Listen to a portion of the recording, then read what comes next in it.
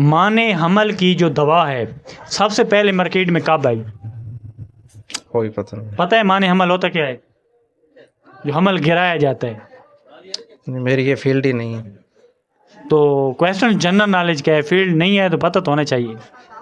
ये मेडिकल वालों से पता करें या नहीं, ये मेडिकल वाले तो बता सकते हैं दवा कौन सी है। आपने ये बताया ना कि वो मार्केट में सबसे पहले आई कब? कोई पता नहीं। नहीं पता।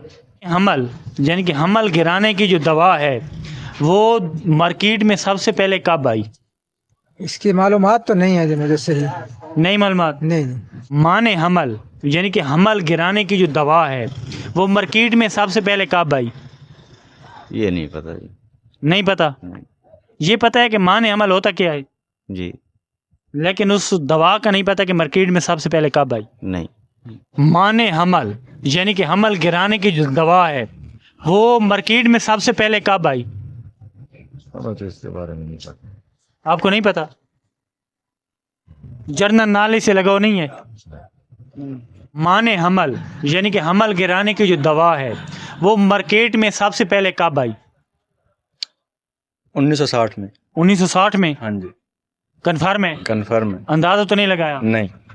तो ये पहला बंदा मिला है जिसे मेरे ख्याल से बुक्स की दुकान है, तो इसलिए लगता है जर्नल नॉलेज से लगाओ है। तो माने हमल की जो दवा है मार्केट में सबसे पहले 1960 में आई।